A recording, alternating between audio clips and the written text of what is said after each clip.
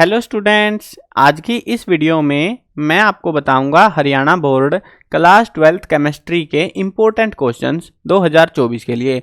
इस वीडियो में मैं आपको सारे चैप्टर्स के इम्पोर्टेंट क्वेश्चंस बताने वाला हूं, जिसको पढ़कर आप अच्छा स्कोर कर सकते हो केमिस्ट्री के एग्जाम में। शुरू करते हैं वीडियो को। मैं हूं अजय और आप देख रहे हैं CCL चैप्टर। लेकिन वीडियो शुरू करने से पहले आपको बता दूँ, अगर आपको क्लास 12th के किसी भी सब्जेक्ट के इम्पोर्टेंट क्वेश्चन या मॉडल पेपर सॉल्यूशन की वीडियो देखनी है, डिस्क्रिप्शन में प्लेलिस्ट का लिंक मिल जाएगा, वहां से देख सकते हो। उसके अलावा अगर आपको अब की बार हमने जो है हरियाणा बोर्ड के स्टूडेंट के लिए क्लास 12th के लिए लगभग सारे सब्जेक्टों के पेड PDF लॉन्च कर रखी है। गूगल पर जाना, ये वेबसाइट सर्च करना cclchapter.com। इस वेबसाइट पर शॉप के सेक्शन में आपको पेड PDF भी मिल जाएंगी। परचेज करते टाइम पे CCL25 जो है कोड यूज कर सकते हो। अब PDF परचेज करने का क्या फ़ायदा वो भी सुन लो, नहीं तो फिर बोलोगे सर क्यों करनी है, हम क्या फ़ायदा रहेगा हमको। देखो, हिंदी इंग्लिश के तो इंपॉर्टेंट क्वेश्चंस के मैंने विद आंसर PDF अवेलेबल करा रखी है। बाकी जो सब्जेक्ट हैं उनकी पेड PDF सिर्फ उसमें सिर्फ क्वेश्चंस है, आंसर आपको ढूंढने पड़ेंगे।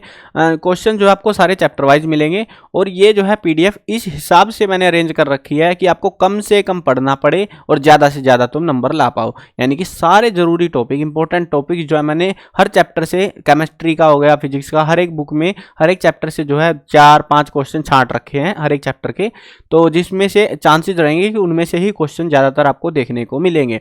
उसके बाद में एक्स्ट्रा क्वेश्चन भी, अगर आपको फुल टू फुल स्कोर करना है तो पूरी PDF भी आप अच्छे से रिवाइज कर सकते हो, क्वेश्चंस कर सकते हो सारे सोल्व, तो आपको लगभग पूरा पेपर भी देखने को मिलेगा। वो अब आपके ऊपर है, आप कितना अच्छे से पढ़ते हो, कितना अच्छे से याद करते हो, रिवीजन करते हो, कितने क्वेश्चन तुम्हें याद रह पाते हैं। PDF के अंदर आपको जो है क्वेश्चंस, MCQs सारी चीज़ें आपको मिल जाएंगी प्रैक्टिस करने के लिए। MCQs विद आंसर हैं सारे के सारे। बाकी मैंने वीडियोज़ वगैरह भी बना रखी है MCQs की, अगर आप चाहो तो वो भी देख सकते हो। और उसके अलावा इस वेबसाइट पर आपको और भी काफ़ी सारी स्टडी मटेरियल मिलेगा। ये तो जो है पेड सेक्शन है। उसके अलावा इंपॉर्टेंट क्वेश्चन जो है फ्री में भी है यहाँ पे, उसमें थोड़े ज़्यादा क्वेश्चन है और चैप्टर वाइज है यहाँ पे भी, बट इसमें थोड़े ज़्यादा क्वेश्चन आपको देखने को मिलेंगे, ज़्यादा पढ़ना पड़ेगा। लेकिन ये जो क्वेश्चन है ये भी फुल स्कोर आप कर सकते हो, इनको भी अगर अच्छे से कर लेते हो। उसके बाद में ओल्ड क्वेश्चन पेपर आप कर सकते हो यहाँ पे, अगर चाहिए हो तो 2016 से 2023 तक के सारे पेपर, सारे सब्जेक्ट हो गए, इस वेबसाइट पर आपको मिल जाएंगे। मॉडल पेपर जो बोर्ड ने लॉन्च कर रखे हैं विद आंसर की, वो आपको इसी वेबसाइट पर मिलेंगे। मार्किंग स्कीम, कौन सा चैप्टर कितने नंबर का आ रहा है एग्जाम में, वो भी इस वेबसाइट पे मिल जाएगा। सिलेबस मिल जाएगा। और उसके बाद अब एग्जाम दे दोगे, उसके बाद में 12th का जो रिजल्ट आएगा वो भी आपको इसी वेबसाइट पर देखने को मिलेगा। मतलब ओवरऑल सब कुछ मिलेगा आपको इस वेबसाइट पर। विजिट कर लेना, बहुत काम आएगी एग्जाम के टाइम में। और MCQ जो है ना, मैंने इंपॉर्टेंट क्वेश्चन में MCQ जो अवेलेबल करा रखे हैं उनके आंसर्स मैंने हाइड कर रखे हैं। अगर आपको प्रैक्टिस करनी हो तो प्रैक्टिस कर सकते हो अच्छे से रिवीजन करने के लिए, ठीक है। अब देखते हैं यहाँ पे केमिस्ट्री का। केमिस्ट्री के जो है ना आपके 10 चैप्टर हैं टोटल में। पहले तो 16 चैप्टर थे, अब की बार तुम्हारी मौज हो रखी है, 10 चैप्टर बचे हुए हैं। अब 10 चैप्टर में पहला चैप्टर है हमारा सॉल्यूशन। यहाँ पे मैं चैप्टर वाइज कराऊंगा सारे क्वेश्चन, सॉल्यूशन नहीं करा रहा, सिर्फ क्वेश्चन बता रहा हूँ आपको, जो है आंसर्स खुद से ढूंढने पड़ेंगे। अब देखो, पहला क्वेश्चन है, टर्म डिफाइन करनी है। फ्रीजिंग पॉइंट क्या होता है, मोलर डिप्रेशन कांस्टेंट क्या होता है, ये टर्म है जो है डिफाइन करनी है। What is cause of depression in freezing point, तो क्या कारण रहता है।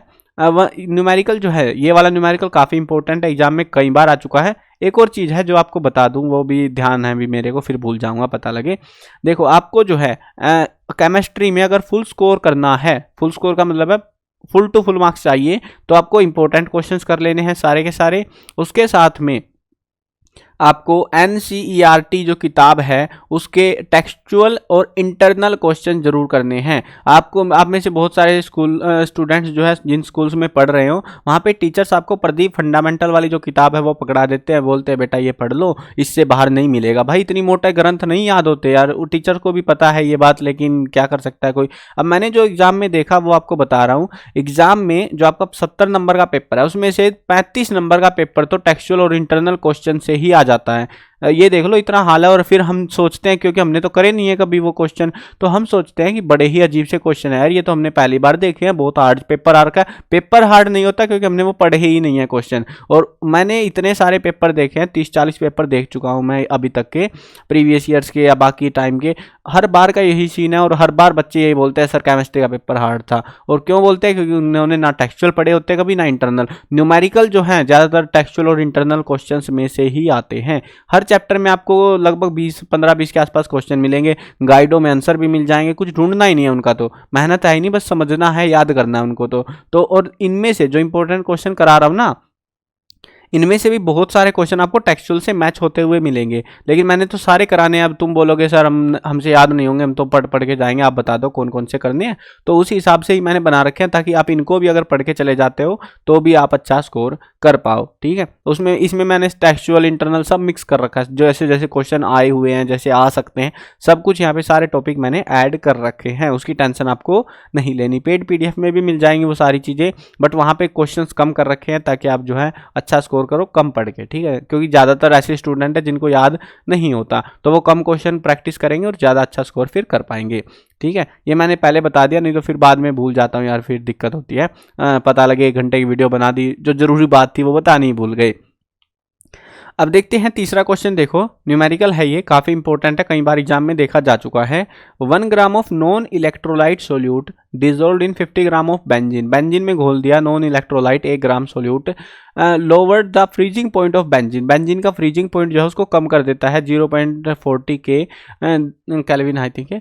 The freezing point depression constant of benzene is 5.12 के किलोग्राम मोल इनवर्स। ये जो है बेंजीन का फ्रीजिंग पॉइंट डिप्रेशन कांस्टेंट है। अब हमको क्या निकालना है? मोलर मास निकालना है सोल्यूट का, कि मोलर मास कितना है। अब इसके लिए आपको फॉर्मूले यूज करने हैं जो चैप्टर्स में आपने पढ़े हैं, उसके बिहाफ पे हो पाएगा। Define the following term. Molality define करनी है, ये सारी पढ़ के जानी है। मोलैलिटी, मोलैरिटी, ऑस्मोटिक प्रेशर, ये दो तो बहुत ज़्यादा पूछे जाते हैं, तो ये मैंने इकट्ठे लिख दिए। Distinguish between molarity and molality. Molarity और मोलैलिटी दोनों को डिफाइन करना है, और उसके साथ में कुछ एग्जांपल देने, क्या होता है क्या चीज़, बस दो तीन एग्जांपल, मतलब जो है टर्म्स बतानी है इनके regarding. Which of the two is affected by temperature and why. इनमें से कौन सी जो है टेम्परेचर से अफेक्ट होती है, क्यों होती है, क्या रीजन है? क्योंकि सारा गेम है फॉर्मूले का, जो फॉर्मूले में टेम्परेचर का यूज हो रहा है तो वो अफेक्ट होगा, नहीं तो नहीं होगा। If the density of lake water is 1.25 gram kilogram of water, calculate the molality of ml inverse Na positive and contains 92 gram of Na positive ion पर आयन इन लेक। तो हमको क्या कैलकुलेट करनी है? मोलैलिटी कैलकुलेट करनी है। Molality का formula use होगा यहाँ पे, और फिर उसके बाद उसको कैलकुलेट आउट कर सकते हो आप। ये जो भी क्वेश्चन मोस्ट इंपॉर्टेंट आपको मिलते हैं, इनको अच्छे से करके जाना, इनमें से ही रिपीटेड मिलेंगे कई सारे क्वेश्चन आपको, और बाकी के क्वेश्चंस भी पढ़ने हैं, ठीक है। ऐसा नहीं है कि पढ़ने नहीं है। अब आप 12th में आ चुके हो, क्वेश्चन पढ़ने की आदत डाल लो। 15-20 क्वेश्चन चैप्टर से आपको करने ही पड़ेंगे अगर आपको फुल स्कोर करना है। अगर बस पास ही होना है तो मोस्ट इंपॉर्टेंट तो एटलीस्ट पढ़ के जाना तुम लोग। An anti-freeze solution is prepared from 2 to 6.6 gram of ethylene glycol. ये जो है हमको कंपाउंड दे रखा है, एंड 200 ग्राम जो है वाटर है, तो एंटी फ्रीज सोल्यूशन है, ये बनाया गया है। कैलकुलेट द मोलैलिटी, हमको मोलैलिटी कैलकुलेट करनी है। यहाँ पे भी वही करनी थी, यहाँ पे भी वही करनी है। If the density of solution is, density of solution दे रखा है, then what shall be the molarity of the solution. तो मोलैरिटी भी कैलकुलेट करनी है। दोनों चीज़ें हमसे पूछी गई है यहाँ पे। What is the molarity of pure water, ये तो आसान है बहुत ज़्यादा। प्योर वाटर यानी H2O की बात कर रहे हैं ये लोग, तो H2O की मोलैलिटी आपको निकालनी है। If 5 gram NaOH dissolve in 500 millilitre solution of molality of solution will be. तो सोल्यूशन की मोलैलिटी कितनी रहेगी? ये आएगी आपकी 0.25 मोल लीटर इनवर्स। अब मैंने पूरा सोल्व नहीं करके दिखाया, आपको भी नहीं दिखाना है करके, आपको डायरेक्ट, क्योंकि फिल इन द ब्लैंक है, 1 मार्क्स का सीधा आंसर टेप सकते हो, ठीक है। Calculate the molality of 4.6 gram ethanol in 200 gram of benzene. 200 gram benzene के अंदर आपको इथेनॉल का इतना है, तो उसकी मोलैलिटी बतानी है। मोलैलिटी का फॉर्मूला तो रट के चले जाना, आएगा क्वेश्चन में, बहुत हाई चांसेस हैं। Calculate molality of 3 gram ethanoic acid in 500 gram of benzene. यहाँ पे इथेनॉल था, यहाँ पे इथेनोइक एसिड बना दिया, थोड़ा सा चेंज करते हैं ये, और कंसेप्ट आपका चेंज हो जाता है, बट फॉर्मूला सेम ही रहता है। Concentrated HNO3 used in laboratory work is 68% HNO3 by mass in aqueous solution. What should be the molarity of the such a sample of acid if density of solution is, इतनी दे रखी है। ये ज़्यादातर जो numerical आप देखोगे ना, ये ज़्यादातर टेक्सचुअल क्वेश्चन या इंटरनल क्वेश्चन के न्यूमेरिकल मिलेंगे आपको इनमें से। ये जो है नेक्स्ट क्वेश्चन देखते हैं। 4 gram of NaOH dissolve in 500 ml of solution, calculate molarity of the solution. यहाँ पे मोलैरिटी कैलकुलेट करनी है NaOH की, जिसको सॉल्यूशन के अंदर घोल दिया गया है। अब define the following term. One two factor क्या है, मोलैरिटी। क्या मोलैरिटी मैंने वैसे बोल दी थी, मोलैरिटी, मोलैलिटी और ऑस्मोटिक प्रेशर, ये टर्म्स जरूर अच्छे से पढ़ के जानी है। व्हाट इज ऑस्मोटिक प्रेशर, ये भी वही टर्म आगे रिपीट होके, बट इसमें एक्स्ट्रा क्या ऐड है, so that it is a colligative property. हमको ये शो करना है कि एक कोलिगेटिव प्रॉपर्टी है। Define mole fraction and mass percentage. Mole fraction क्या होता है, मास परसेंटेज क्या होता है, ये इनको डिफाइन करना है, टर्म डिफाइन करनी है बस simply. Calculate the mole fraction of CH3OH in the solution containing 30% by mass in water. तो हमको जो है मोल फ्रैक्शन कैलकुलेट करना है, लेकिन मोल फ्रैक्शन इतना ज़्यादा नहीं आता, अगर नहीं भी याद कर पाओ तो ज़्यादा दिक्कत नहीं है। State Henry law and give 2 application. Henry law क्या होते हैं और इसकी 2 एप्लीकेशन, 2 यूज बताने हैं। हेनरी लॉ को डिफाइन करो, रोल्ट लॉ को डिफाइन करो। What is meant by positive and negative deviation from Raoult law. तो पॉजिटिव और नेगेटिव डेविएशन का क्या मतलब रहता है यहाँ पे वो बताना है।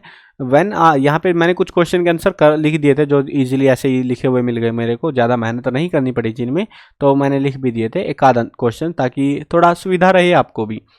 अब देखते हैं यहाँ पे आंसर देखते हैं। When a solution does not obey Raoult law over the entire range of concentration. जब रोल्ट लॉ को जो है कोई सॉल्यूशन उनकी बातें नहीं मानता, then it is called non ideal solution. तब हम उसको नॉन आइडियल सॉल्यूशन बुलाते हैं। The vapour pressure of such a solution, यानी नॉन आइडियल सॉल्यूशन का जो वेपर प्रेशर है इज इधर हाइयर और lower than the predicted bye Raoult law. तो उस केस में क्या होता है कि जो रोल्ट लॉ ने प्रिडिक्ट करा था, तो वो उसका जो प्रेशर है वेपर प्रेशर वो ऊपर या नीचे हो सकता है। If it is higher the solution exhibit positive deviation. अगर ये जो है ज़्यादा है तो ये पॉजिटिव डेविएशन दिखाता है, और अगर ये कम है तो ये नेगेटिव डेविएशन दिखाता है फ्रॉम रोल्ट लॉ। ठीक है, समझ गए ये चीज़।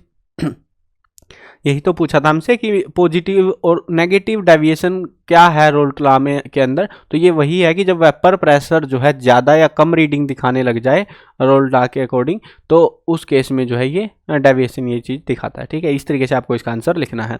नेक्स्ट क्वेश्चन देखते हैं। The boiling point of benzene. Benzene का बॉइलिंग पॉइंट दे रखा है।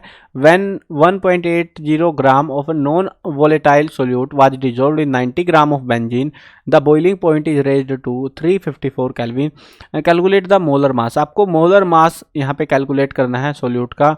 K for benzene is 2.53 K kilogram mole inverse. यहाँ पे जो K यूज होगा फॉर्मूले के अंदर, तो वो भी इन्होंने ऑलरेडी दे दिया हमको, तो अब फॉर्मूला यूज करो मोलर मास का और निकाल लो।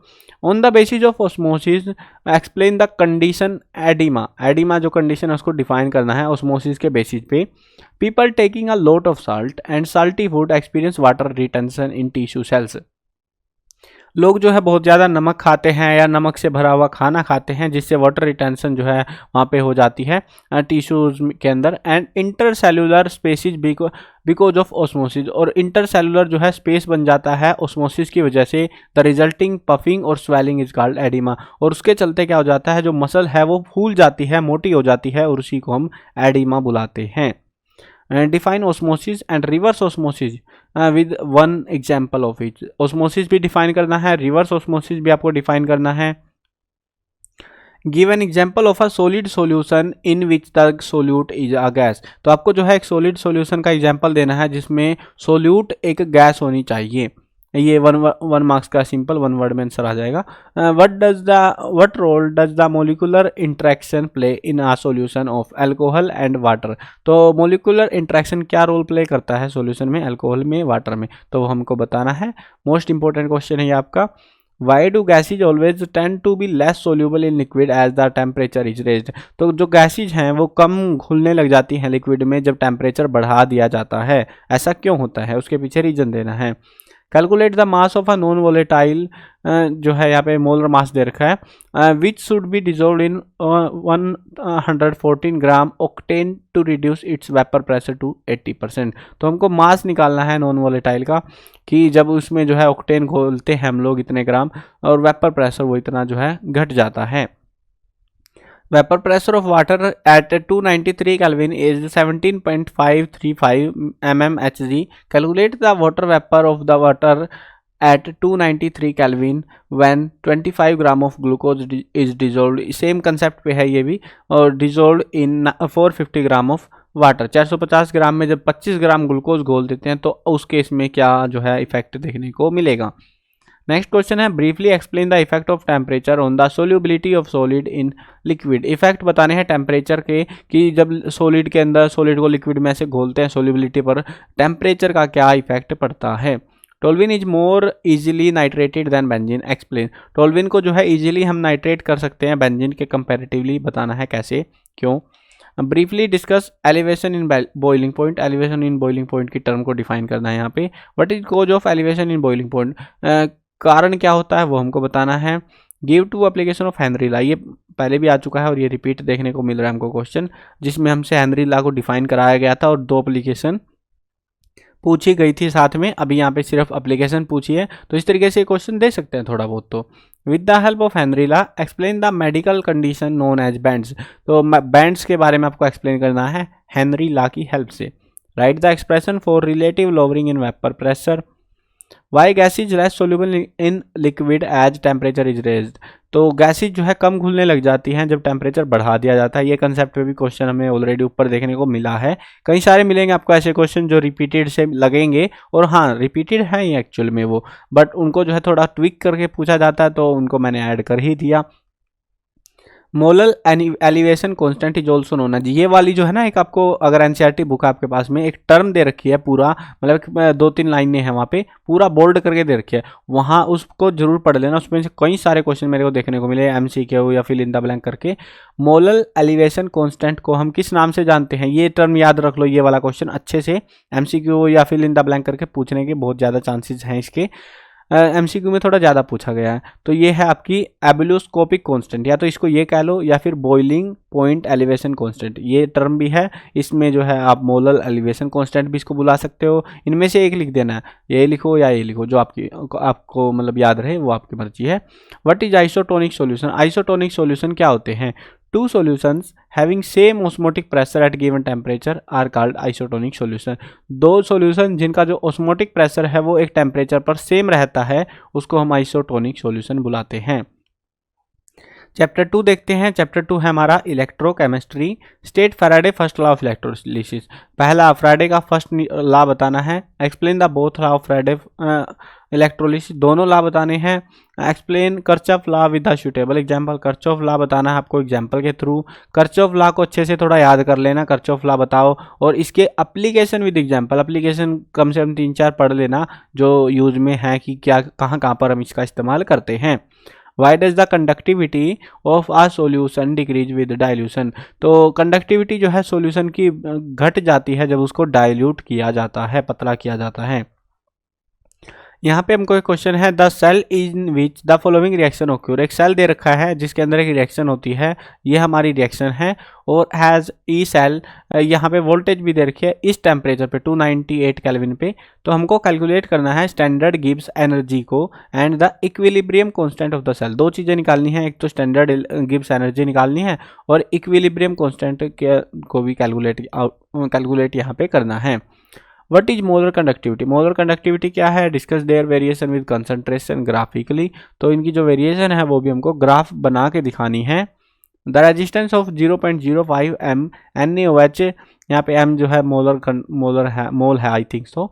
NaOH solution is 31.6 ohm and its cell constant is 0.357 centimetre inverse. Calculate करनी है कंडक्टिविटी और मोलर कंडक्टिविटी, दोनों चीज़ें कैलकुलेट करनी है। अब यहाँ पे एक चीज़ जरूर ध्यान रखना, तुम एक कंसेप्ट पढ़ के जरूर जाना न्यूमेरिकल के लिए, वो है आपका मोलर कंडक्टिविटी वाला। ये वाला जो कंसेप्ट है वो ज़्यादातर चांस है कि उनमें से न्यूमेरिकल देखने को मिले। देखो जो भी जरूरी चीज़ें रहेंगी ना वो सारी बता रहा हूँ मैं आपको, जहाँ पर जो चीज़ें हेल्प करेंगी, जो चीज़ें अच्छे से थोड़ी पढ़नी है, सारे हिंट आपको साथ में दे रहा हूँ। अब आपके ऊपर, आप वीडियो पूरी देखते हो या रास्ते में भाग जाते हो या पढ़ते भी हो बाद में कि नहीं पढ़ते हो। सारे जो क्वेश्चन है वो वेबसाइट पर मिल जाएंगे, तो वहाँ से प्रैक्टिस कर सकते हो तुम easily. At 298 Kelvin, the conductivity of 0.220 mol KCl solution is, जो हमको दे रखा है ओम इनवर्स सेंटीमीटर इनवर्स में, यहाँ पे सॉल्यूशन की जो है वॉल्यूम दे रखी है। Calculate the molar conductivity of the solution. Molar conductivity यहाँ पे कैलकुलेट करनी है। द मोलर कंडक्टिविटी ही दे दी अब की बार हमको यहाँ पे, और मेथेनोइक एसिड की वो भी is 46.1 s centimetre square mole inverse. Calculate the it's degree of dissociation है, सॉरी। तो यहाँ पे हमको डिग्री ऑफ डिसोसिएशन कैलकुलेट करनी है। लैम्बडा यहाँ पे दे रखा है हमको ये, और यहाँ पे जो है अलग अलग कंपाउंड बनेंगे ना, तो इसका जो है यहाँ पे दे रखा है ये वाला, तो इसकी हेल्प से आपको कैलकुलेट करनी है। नेक्स्ट क्वेश्चन देखते हैं। द मोलर कंडक्टिविटी, ये आई थिंक सेम कंसेप्ट का न्यूमेरिकल है, बस इक्वेशंस की जो वैल्यूज है वो बदली गई है, कंपाउंड बदले गए हैं, सेम कंसेप्ट सेम क्वेश्चन है बिल्कुल से, ठीक है। नेक्स्ट क्वेश्चन देखते हैं। MnO4 नेगेटिव से एक रिएक्शन होती है, Mn2 पॉजिटिव बनते हैं यहाँ पे, Mn positive 2। For this reaction how many faradays are required, इस रिएक्शन को कंप्लीट करने के लिए कितने जो है हमको फैराड्स की एनर्जी रिक्वायर्ड रहेगी, तो वो बताना है हमको। A solution of CuSO4 is electrolyzed for 10 minutes with a current of 1.5 ampere. एक सॉल्यूशन है कॉपर सल्फेट का, और इसको जो है इलेक्ट्रोलाइज्ड किया जाता है 10 मिनट के लिए, और करंट दिया जा रहा है 1.5 ampere. What is mass of copper deposited at cathode, cathode के ऊपर जो है अगर कॉपर का जो है यहाँ पे जो दे रखा हमको 63.5, तो उस केस में जो है कॉपर कितना जो है यहाँ पे डिपॉजिट हो जाएगा कैथोड पे 10 मिनट के बाद, वो बताना है। If a current of 0.5 ampere flows through a metallic wire for 2 hours, एक मेटेलिक वायर है जिसमें से इतना एम्पियर का जो करंट है 2 घंटे तक फ्लो होता है, then how many electrons would flow through the wire, तो वायर के थ्रू कितने इलेक्ट्रॉन्स जो है वहाँ पे फ्लो हो जाएंगे। ये दोनों क्वेश्चन इंपॉर्टेंट, आपके मोस्ट इंपॉर्टेंट वाला एक भी क्वेश्चन आपको स्किप नहीं करना है बिल्कुल भी। अब हर एक क्वेश्चन पे नहीं बताऊंगा कि मोस्ट इंपॉर्टेंट है, जो आपको लिखे हुए दिख ही रहे हैं सारा चीज़ें वीडियो में, तो मोस्ट इंपॉर्टेंट वाले बिल्कुल स्किप मत करना, एक भी क्वेश्चन को अच्छे से करके जाने वो तो। What are fuel cell, write reaction taking place in H2O2 fuel cell, fuel cell क्या होते हैं, इनकी जो है रिएक्शन भी आपको छाप के दिखानी है। डिफाइन फ्यूल सेल, ये ऐसे का ऐसे टेप दो, और इसका एक यूज बताना आपको कि कहाँ पर हम फ्यूल सेल का यूज करते हैं। वट इज कोरोजन, कोरोजन जो है रस्टिंग ऑफ आयरन, उसको कोरोजन बुलाते हैं, मेटल का जो है रस्टिंग ऑक्साइड वगैरह बन जाते हैं, तो उसके रिगार्डिंग ये टर्म रहेगी। Give factor which promotes corrosion and name the method to prevent the corrosion, हमको दोनों चीज़ें बतानी है, क्या जो है फैक्टर्स रहते हैं जिससे कोरोजन बढ़ जाता है, और कौन से तरीके हैं जिससे हम कोरोजन को बचाव कर सकते हैं। हम ऑयल अप्लाई कर सकते हैं, हम पेंट कर सकते हैं, अलग अलग चीज़ें जो है मेथड्स अप्लाई किए जाते हैं। यहाँ पे दूसरा क्वेश्चन है what is corrosion, explain method to prevent corrosion. यहाँ पे आपको ये फैक्टर्स नहीं बताने हैं, बाकी सारा जो क्वेश्चन है सेम ही रहेगा। ये वाला क्वेश्चन में मैंने और करके इसीलिए लिख दिया क्योंकि दोनों में सेम ही चीज़ें यूज करनी है आपको, ठीक है, सेम ही टर्म है, बस घटाना ही है ऊपर वाले में से, और ये वाला ज़्यादा बार पूछा जा चुका है। Write the Nernst equation for the following cell, यहाँ पे हमको एक सेल दे रखी है SN2 पॉजिटिव, H2 एक बार का जो है यहाँ पे प्रेशर आई थिंक, और PT, तो इसका जो है इसके लिए हमको नर्नेस्ट इक्वेशन जो है लिखनी है। नेक्स्ट क्वेश्चन है in the button cell, button cell पता है ना जो घड़ियों में यूज होते हैं उसका है ये, तो widely used in watches and other devices the following reaction take place, उसके अंदर ये वाली जो रिएक्शन है वो होती है। हमको क्या करना है, determine delta RG degree and E cell for the reaction, हमको शायद ये गिव्स एनर्जी आई थिंक सो, तो ये जो हमको कैलकुलेट करनी है। यहाँ पे आगे रिएक्शन के वोल्टेज वगैरह भी दे रखी हैं। नेक्स्ट क्वेश्चन देखते हैं, ये वाला क्वेश्चन, कुछ क्वेश्चन देखिए आपने मोस्ट इंपॉर्टेंट, ये मोस्ट इंपॉर्टेंट है भाई, हद मचा रखी इस क्वेश्चन ने। अब आपको जो है कोई बताता नहीं है इतनी डीप में कि यार ये न्यूमेरिकल आता है, ये सबसे ज़्यादा आता है, कम आता है, आपको अच्छे से मेहनत करनी है, बस क्वेश्चंस बताने वाला मैं हूँ, आपको पूरा जो है सपोर्ट रहेगा।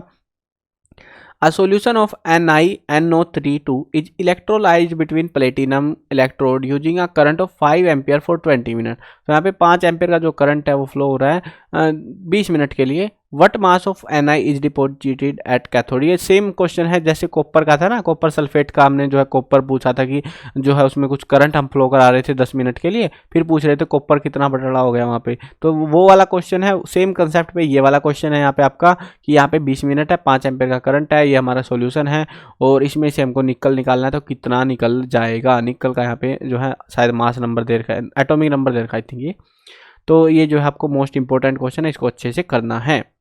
Describe the construction and working of normal hydrogen electron, construction बतानी है कैसे जो है, और वर्किंग कैसे, काम कैसे करता है नॉर्मल हाइड्रोजन इलेक्ट्रोड। कैलकुलेट करना है standard electromotive force EMF of a cell involving cell reaction, ये रिएक्शन हमको दे रखी है, जिंक वाली रिएक्शन है। अब यहाँ पे गिवन क्या है हमको, ये जो है दो चीज़ें गिवन है, E डिग्री Zn और E डिग्री ये गोल्ड के लिए, तो अलग अलग वोल्टेज हमको दी गई है हमको जो है स्टैंडर्ड ईएमएफ कैलकुलेट करना है। Give two differences between metallic and electrolytic conductor. Electrolytic और मेटालिक कंडक्टर के बीच में 2 डिफरेंस कम से कम आपको बताने हैं। वीक इलेक्ट्रोलाइट क्या होते हैं वो बताने हैं। यहाँ पे कैलकुलेट करना है ईएमएफ ऑफ द सेल, जहाँ पे हमको एक रिएक्शन दे रखी है, सेम वैसा ये वोल्टेज वगैरह दे रखी है। While giving label diagram of dry cell write reaction taking place at cathode and anode. तो आपको जो है एक डायग्राम बनाना है ड्राई सेल का, जो कि आपको एनसीईआरटी की बुक में भी मिल जाएगा। अब जो है उसके साथ में आपको जो है रिएक्शन बतानी है, कैथोड और एनोड पर क्या क्या कौन सी रिएक्शन होंगी वो एक्सप्लेन आउट करना है। Name 2 metal which are extracted electrolytically. 2 मेटलों के नाम बताने हैं जिनको बिजली की सहायता से हम निकाल सकते हैं या निकालते हैं। यहाँ पे जो है हमको NaCl, HCl और ये जो है ये क्या बोलते हैं, इसका सिंबल का नाम ही भूल गया मैं तो इसका जो है NaCl, HCl और NaC जो है यहाँ पे दे रखे हैं सेंटीमीटर स्क्वायर अलग अलग। इन तीनों की वैल्यू NaCl की पहली, HCl की दूसरी, NaCl की तीसरी। अब रिस्पेक्टिवली कैलकुलेट हमको यही करना है HAC। Rusting of iron is said to be an electrochemical phenomena, give reason for this. तो हमको जो है रस्टिंग ऑफ आयरन को हम इलेक्ट्रोकेमिकल फिनोमिना कहते हैं, और क्यों कहते हैं उसके पीछे हमको रीजन देना है। यानी रिएक्शन होती है ना, आपके ऑक्साइड बनते हैं आयरन के साथ में, फिर ऑक्सीजन अलग चीज़ होती है, वो चीज़ बतानी है यहाँ पे, रिएक्शन करके दिखानी है बाकायदा साथ में। Mercury cell give a constant voltage of 1.35 volt during its life time, why. तो मर्करी जो सेल होती हैं वो लाइफ टाइम तक कांस्टेंट वोल्टेज देती है, क्यों देती है, उसमें ऐसा कौन सा जादू भरा हुआ है वो बताना है आपको। What is strong electrolyte. Strong electrolyte क्या होते हैं। केमिकल रिएक्शन दे रखे जिंक से जिंक 2 पॉजिटिव प्लस 2 इलेक्ट्रॉन बाहर आते हैं, is example of fill in the blank process. कौन से प्रोसेस का एग्जाम्पल है।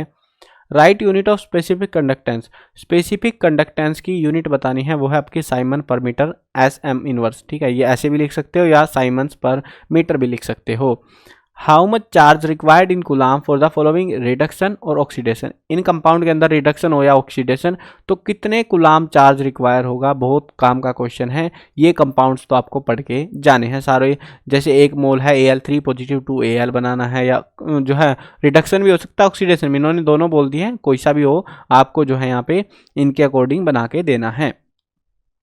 नेक्स्ट क्वेश्चन है, लास्ट क्वेश्चन है इस चैप्टर का। What is electrochemical series, give its 3 application. Electrochemical series क्या है और इसके 3 फायदे, 3 यूज बताने हैं, कहाँ पर हम इसको यूज करते हैं। नेक्स्ट चैप्टर है chapter number 3 chemical kinetic. Chemical kinetic में तो आपको खास तौर पे ध्यान रखना है ऑर्डर ऑफ रिएक्शन पे, वही आती है। Define the following term. Half life time क्या होता है, ऑर्डर ऑफ रिएक्शन क्या होती है। Define half life period and rate of reaction, 2 चीज़ों को डिफाइन करो। Calculate the half life of a first order reaction from rate constant 200 second inverse. तो हमको यहाँ पे हाफ लाइफ निकालनी है फर्स्ट ऑर्डर रिएक्शन की। ये ज़्यादातर आपको इसके तो टेक्सचुअल मिलेंगे, आपको जब क्वेश्चन करोगे ना ढंग से, जब बैठोगे क्वेश्चन करने अटैम्प्ट करने, बुक खोल लेना, ज़्यादातर क्वेश्चन पहले तो टेक्सचुअल में मिला लेना, टेक्सचुअल में मिल जाएंगे ज़्यादातर। तो आपको अगर टेक्सचुअल में नहीं मैच करते हैं तो फिर आपको जो है ढूंढने पड़ेंगे थोड़े क्वेश्चन, थोड़ी सी मेहनत लगी, थोड़े बहुत क्वेश्चन है जो टेक्सचुअल में नहीं मिलेंगे लेकिन ज़्यादातर मिल जाएंगे आपको। डिफाइन द टर्म मोलिकुलरिटी और रेट कांस्टेंट, ये टर्म्स को डिफाइन करना है। Explain the importance of activation energy. Activation energy क्यों जरूरी है एक्टिवेट करने के लिए रिएक्शन को, एक्टिवेशन एनर्जी क्या होती है, ये कई बार पूछा जा चुका है। Define catalyst and activation energy, ये सेम टेप दो, यहाँ पे कैटालिस्ट अलग आ गया। कैटालिस्ट भी रिएक्शन को बढ़ाने के, रिएक्शन की स्पीड को बढ़ाने का काम करता है। I think a catalyst fill in the blank the activation energy, enhance या इंक्रीज होता होगा आई थिंक, तो फिल इन द ब्लैंक में मतलब ये कंफर्म नहीं हूँ बट ऐसा कुछ आना चाहिए था। The rate constant of a first order reaction is 60 second inverse. तो फर्स्ट ऑर्डर रिएक्शन, रिएक्शंस के ऑर्डर पर जरूर ध्यान देना आपको। How much time will it take to reduce the initial concentration of reactant to its 1/16 value. तो 1/16 value तक इसको जो है इसकी कंसंट्रेशन को रिड्यूस करने के लिए कितना टाइम लग जाएगा। फर्स्ट ऑर्डर रिएक्शन है जो रेट कांस्टेंट हमको दे रखा है यहाँ पे। How long will 5 gram of this reactant take to reduce to 3 gram, कितना टाइम लगेगा इसको, 5 ग्राम का है तो अब 3 ग्राम होने तक में कितना टाइम इसको लग जाएगा, अगर रेट कांस्टेंट की वैल्यू हमको ये दे रखी है फर्स्ट ऑर्डर रिएक्शन के केस में। यहाँ पे फॉर्मूले का गेम है, टोटल न्यूमेरिकल बहुत आते हैं इस चैप्टर से और टोटल फॉर्मूले के बेस पे। The rate constant of reaction दे रखी है 500 kelvin and 700 kelvin are 0.02 second in s inverse and 0.07 s inverse respectively. Calculate the value of E A की वैल्यू हमको कैलकुलेट करनी है। The decomposition of ammonia on platinum surface is zero order reaction. तो ये एक zero order reaction है। What are the rate of production of N2 and H2। अगर K की वैल्यू हमको ये दे रखी है तो रेट ऑफ प्रोडक्शन हमको कैलकुलेट करना है इन दो कंपाउंड के लिए, N2 और H2 के लिए। For a first order reaction, so that time required for 99% completion is twice the time required for the completion of 90% of the reaction। हमको क्या करना है, फर्स्ट ऑर्डर जो रिएक्शन है उसमें ये दिखाना है कि जो 99% जब कंप्लीशन होगी दो बार, तो उसके लिए जो टाइम रिक्वायर्ड है for the completion of 90% of reaction, अगर रिएक्शन को 90% कंप्लीट होना है तो वो बराबर सा ही होता है, वो चीज़ हमको यहाँ पे हाईलाइट करनी है। First order reaction takes 40 minute.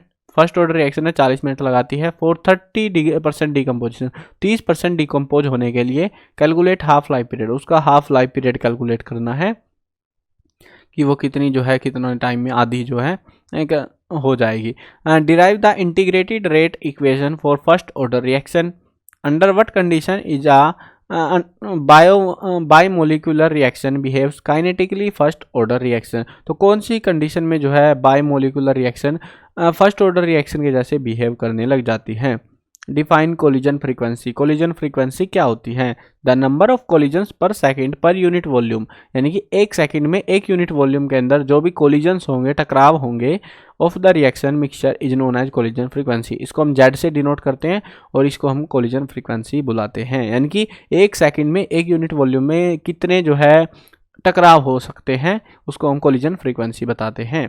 Define molecularity of reaction and collision frequency, इनको डिफाइन करना है। ये मोलिकुलैरिटी हम ऊपर भी करके आए थे, कोलिजन फ्रीक्वेंसी आप यहीं से टेप लो। The sum of the power of the concentration of reactant is rate law called, उसको हम क्या कहते हैं? The order of that chemical reaction. तो हम उसको ऑर्डर, उस केमिकल रिएक्शन का ऑर्डर कहते हैं। What do you mean by molecularity of a reaction and order of reaction? तो आपको जो है ये क्वेश्चन देखो घुमा रहे हैं थोड़े क्वेश्चन को। मोलिकुलैरिटी देखो यही चीज़ है, सेम यहाँ पे भी टेप नहीं है आपको। ऑर्डर ऑफ रिएक्शन भी हमने शुरू से में ही कर लिया था पहले दूसरे क्वेश्चन के आसपास, बस थोड़ा ट्विक कर देते हैं, अलग अलग टर्म्स को ऐड कर देते हैं ये और फिर पूछ लेते हैं इकट्ठा करके। Identify the reaction order from the following rate constant.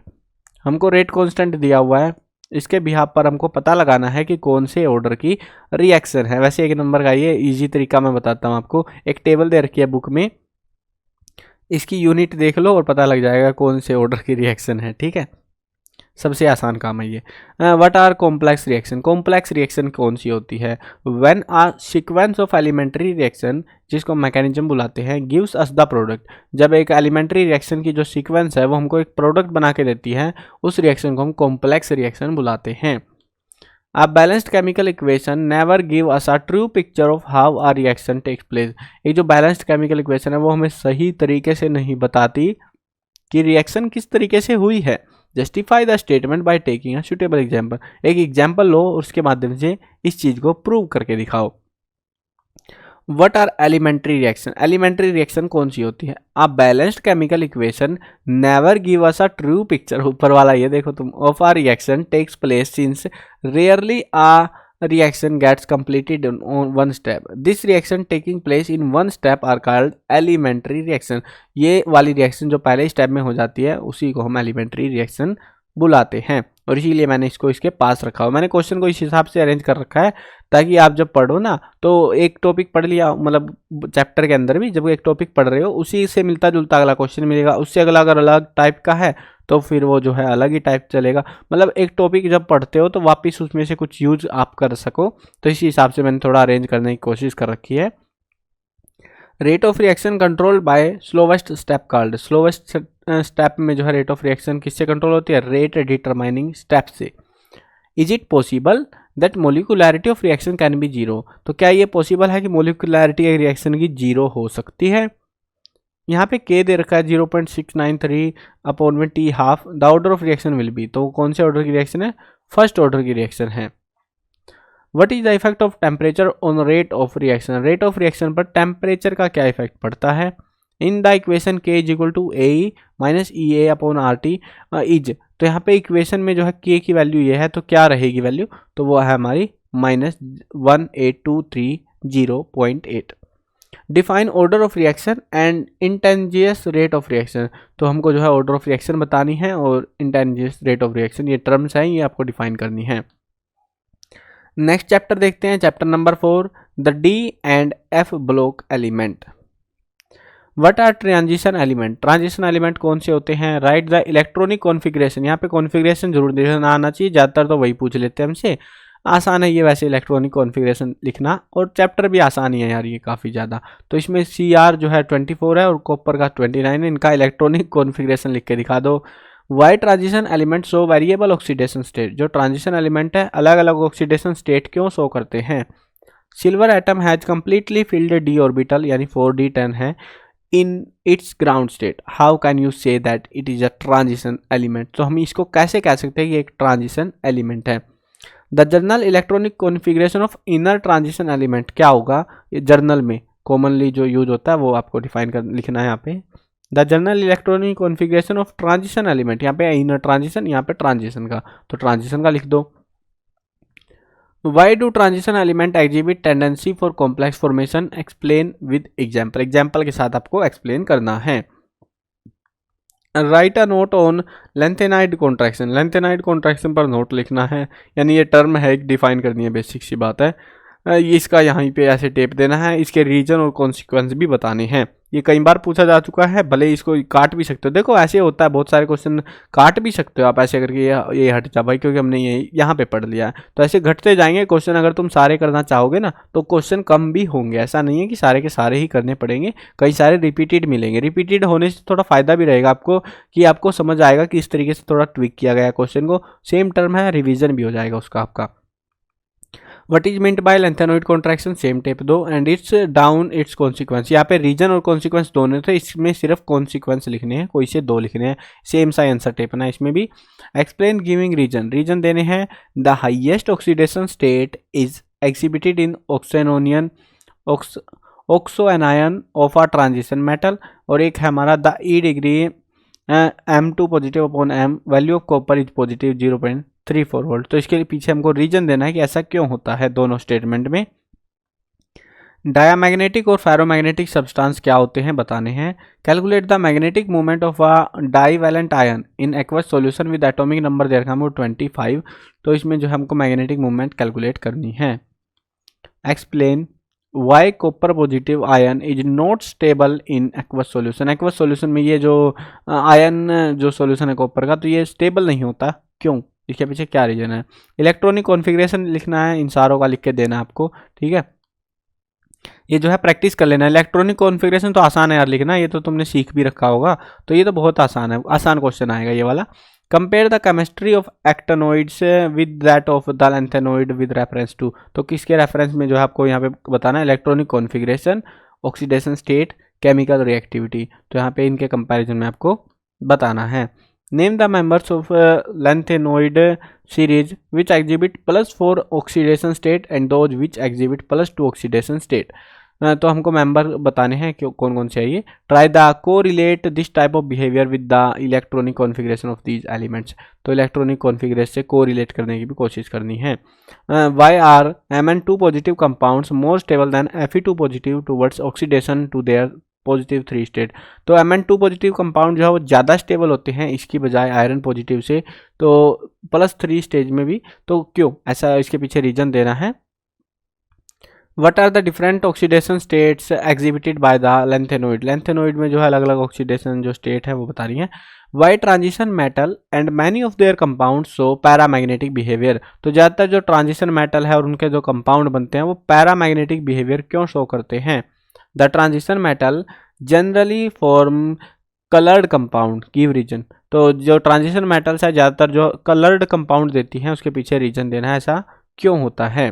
क्योंकि जो उनके आयंस होते हैं वो कलर बना देते हैं अलग अलग, तो वैसा सही कुछ reason I think. Describe the oxidation action बताना है K2Cr2O7 and ionic equation for its reaction with iodine ion, iron solution है ये, और H2S। ये तीन जो है चीज़ें हैं, इनके साथ में आपको ऑक्सीडेशन एक्शन बताना है इसका। Describe the preparation of potassium पर मैग्नेट, तो पोटाशियम पर मैग्नेट की प्रिपेरेशन बतानी है। How does acidified KMnO4 solute react with, और साथ में ये भी बताना है कि जो एसिडिफाइड KMnO4 सोल्यूशन है वो इन तीन ऑप्शंस के साथ में रिएक्ट करके क्या क्या करेगा। SO2 के साथ, ऑक्सैलिक एसिड के साथ, FeSO4, right ionic equation for this reaction, और इस रिएक्शन के लिए आयनिक इक्वेशन भी लिखनी है साथ में। Compare the chemistry of actinoids with that of the lanthanoids with special reference to. तो आपको जो है एक्टिनोइड और लैंथेनोइड की बतानी है। लैंथेनोइड में रेफरेंस देर के एटॉमिक साइज के हिसाब से बताओ, केमिकल रिएक्टिविटी के हिसाब से बताने हैं। Which metal in the first series of transition metal exhibit +1 oxidation state most frequently and why. तो क्यों करती है ऐसा, तो वो बताना है। Describe the preparation of KMnO4 from pyrolusite ore. तो आपको जो है KMnO4 बनाना है इस कंपाउंड से, तो वो आपको देखना है किस तरीके से बनाना है, रिएक्शन करके दिखानी पड़ेगी। Discuss briefly the following properties of transition metal, ionic radii, complexing tendency, catalytic properties. Explain the magnetic behaviour of transition metal, transition metal का बिहेवियर बताना है, मैग्नेटिक बिहेवियर कैसा होता है। पैरामैग्नेटिज्म क्या होते हैं, एक एग्जांपल भी देना है।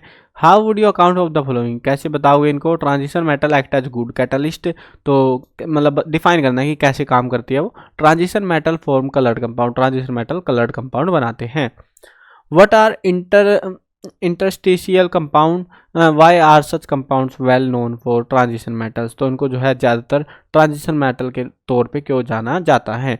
Transition metal are from interstitial compounds, explain करना है इसको भी, सेम सही आई थिंक। तो explain giving reason, transition metal and their compounds are act as a good catalyst. तो ये जो ट्रांजिशन मेटल है और इनके जो कंपाउंड बनते हैं वो अच्छे कैटलिस्ट होते हैं, क्यों।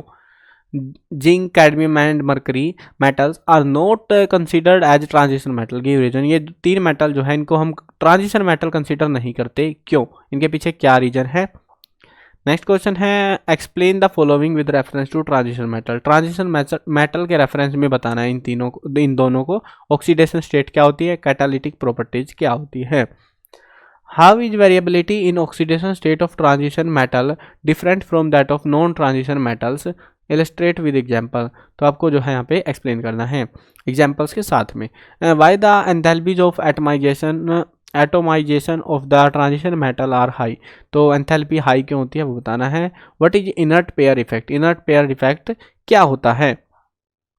Right note on interstitial compounds, इनके ऊपर नोट लिखना है। Account for the following, actinoids have greater tendency to form complexes in comparison to lanthanoids, lanthanoid से ज़्यादा कॉम्प्लेक्सेस ये बना सकते हैं एक्टिनोइड्स। तो क्यों ऐसा, इसके पीछे स्टेटमेंट देनी है। Which form of sulphur show paramagnetic behaviour, sulphur की कौन सी फॉर्म जो है पैरामैग्नेटिक बिहेवियर शो करती है। ये जो क्वेश्चन है ये पूरा इंपॉर्टेंट है, लेकिन इसमें जो है ज़्यादातर टाइम ये टर्म जरूर देखने को मिलती है हमको जो पूछी जा रही है। एक्सप्लेन गिविंग रीजन, रीजन के साथ में बताना है। Transition metal and many of their compound show paramagnetic behaviour, मतलब क्यों देते हैं वो, पैरामैग्नेटिक बिहेवियर क्यों शो करते हैं। The enthalpy of atomisation of transition metal are high, the transition metal generally form coloured compound, transition metal act as good catalyst. ये सारे जो क्वेश्चन हमने ऊपर भी पढ़ लिए हैं कई सारे स्टेटमेंट में, और वापस से ये सारा कंबाइन करके एग्जाम में पूछा गया था, तो इस तरीके से पूछ लेते हैं। ये शायद 5 नंबर का क्वेश्चन था आपका, एक नंबर के एक स्टेटमेंट थी। Draw the structure of MnO4 negative ion, MnO4 negative ion का आपको स्ट्रक्चर छाप के दिखाना है। Discuss 5 uses of D and F block element, 5 use बताने हैं इस ब्लॉक एलिमेंट के, डी के और एफ के। Describe the Haber process for manufacturing of ammonia, ammonia बनाने के लिए हैबर प्रोसेस का कैसे बनते हैं, हैबर प्रोसेस के थ्रू अमोनिया, वो बताना है। Describe the reactivity of actinoids, actinoid की रिएक्टिविटी बतानी है। Members of second and third transition series exhibit similar atomic radii, explain करना है। What are alloys, give 2 example, alloy क्या होते हैं 2 एग्जाम्पल भी बताने हैं साथ में। Prepare potassium permanganate from pyrolusite ore, pyrolusite ore से ये शायद रिपीट हो गया I think question. Calculate magnetic movement of a divalent ion whose atomic number is 27। तो हमको जो है यहाँ पे मैग्नेटिक मूवमेंट निकालनी है डाइवेलेंट आयन की, जिसका एटॉमिक नंबर हमको दे रखा है जो कि है 27। नेक्स्ट चैप्टर देखते हैं, चैप्टर नंबर 5 कोऑर्डिनेशन कंपाउंड्स। पहला क्वेश्चन है इसमें, draw the diagram to show splitting of D orbital in an octahedral crystal field, या फिर explain the splitting of D orbitals in octahedral crystal field. दोनों में same ही answer लिखना है, इसमें बस डायग्राम आपको साथ में छापना है। नेक्स्ट क्वेश्चन है, what is coordination number, what will be the coordination number of platinum in this compound. ये जो कंपाउंड है, देखो अलग अलग कंपाउंड के कोऑर्डिनेशन नंबर निकालना जरूर सीख लेना, एग्जाम में पक्का आएगा ये वाला टॉपिक। कहीं तुम सोचो कि रहन देते हैं, ये वाला तो आता है, नहीं आता है। 1 नंबर में आता है और कभी कभी 2 नंबर में ये टॉपिक आता है, कोऑर्डिनेशन नंबर निकालना है एक कंपाउंड का, ठीक है। What are ambidentate ligand, explain coordination isomerism with example. Among chlorine, OH negative, CO and NO2 negative only, fill in the blank is ambidentate legend। तो इन कंपाउंड्स में इनमें से छाटना है हमको कि इनमें से कौन सा यहाँ पे ऑप्शन में आएगा। What is meant by unidentate, didentate and ambidentate ligand, give an example of each. तीनों को एक्सप्लेन करना है और साथ में एग्जाम्पल भी देने हैं। उसके बाद में जो है यहाँ पे IUPAC नेम बनाने जरूर सीख के जाना। IUPAC नेम आते हैं 3 से 4 नंबर के आसपास में। IUPAC नेम कंपाउंड के कुछ मेन कंपाउंड जो एग्जाम में पूछे जाते हैं वो ये है। यहाँ पे देखो, इनको पढ़ लेना आराम से वीडियो पॉज कर करके, और इनके मैं आंसर भी दिखा दूंगा। इनकी थोड़ा टेंशन मत लेना कि कौन कौन से कंपाउंड है, मैंने सबके जो नाम है वो लिख रखे हैं यहाँ पे। तो यहाँ पे जो है ये कंपाउंड है आपके CONH3,6Cl3 हेक्साएमाइन कोबाल्ट 3 क्लोराइड, ठीक है। ये जो है इनके नाम इस तरीके से आपके बनेंगे सारे के सारे। ये वेबसाइट पे भी देख लेना या वीडियो को पॉज करके आराम से पढ़ लो इनको, क्योंकि ऐसा नहीं है कि यहाँ पे मैं सारों को पढ़ता रहूँगा, इसमें टाइम ही वेस्ट होगा और समझने का कुछ है नहीं, सिर्फ कंसेप्ट वाला सिस्टम है यहाँ पे, ठीक है। ये नेम्स हैं सारे जो क्वेश्चन थे ऊपर इंपॉर्टेंट वाले IUPAC नेम वाले, वो सारे मैंने यहाँ पे आंसर सबके लिख दिए हैं। अब देखते हैं नेक्स्ट क्वेश्चन, एक्सप्लेन वाई जो है ये कंपाउंड है is strongly paramagnetic whereas ये कंपाउंड जो है वीकली पैरामैग्नेटिक है। इस कंपाउंड में और इस कंपाउंड में ऐसा क्या फर्क है कि ये पैरामैग्नेटिक है और ये वाला कम पैरामैग्नेटिक है। एक्सप्लेन, ये जो कंपाउंड है is an inner orbital complex whereas ये जो है आउटर ऑर्बिटल कॉम्प्लेक्स। यानी कि आपको जो है ना यहाँ पे इस चैप्टर में टोटल स्ट्रक्चर वाली बात है, स्ट्रक्चर छापना आना चाहिए, फिर आपको समझ में आएगा कैसे क्या जो है लॉजिक इनके पीछे चल रहे हैं। The hexaquamanganese 2 ion contain 5 unpaired electron while the hexacyanine contains only 1 unpaired electron. Explain using crystal field theory। crystal field theory के अकॉर्डिंग आपको ये चीज़ें बतानी है। स्ट्रक्चर छापना है ऑप्टिकल आइसोमर, इस कंपाउंड का जो है आपको स्ट्रक्चर छापना है। एक्सप्लेन वाई निकल CO4 इज पैरामैग्नेटिक वाइल जो है एक कंपाउंड है diamagnetic though both are tetrahedral, जबकि दोनों टेट्राहेड्रल है। अब ये जो है ना ये क्वेश्चन आप देख के तो कंफ्यूज हो रहे हो, ये सेम ही कंसेप्ट पे है, डायग्राम छापने का जो कंसेप्ट आपका वो सेम यूज होगा इनमें, बस कंपाउंड ये बदल देते हैं। अब हर बार का यही चीज़ रहता है, थोड़ा बहुत बदल देते हैं ये कंपाउंड को ताकि तुम थोड़ा कन्फ्यूज हो जाओ। Explain why a solution of निकल H2O6 2 positive is a green but a solution of निकल CN4 नेगेटिव इज कलरलेस। ये बोल रहे हैं कि ये वाला जो कंपाउंड है इसमें कलर क्यों है और इसमें कलर क्यों नहीं है। इसमें जो है हरा कलर आता है आयन की वजह से, तो कौन से आयन क्या सीन है वो रीजन देना है आपको। यहाँ पे 2 कंपाउंड दे रखे हैं, are the of different colour in dilute solution why. ये जो है अलग अलग कलर के होते हैं, यानी कि सेम ही कंसेप्ट यूज करना है। कंसेप्ट की बात है यहाँ पे ये बात नहीं है कि कंपाउंड कौन सा दे रहा है। कंपाउंड ये कुछ भी उठा के दे देंगे आपको कंसेप्ट पता होना चाहिए कि क्यों होता है ऐसा। What is meant by the chelate complex? Define chelate with example. Write the importance of chelate. What is optical isomerism? Explain with one example. Example भी साथ में देना है।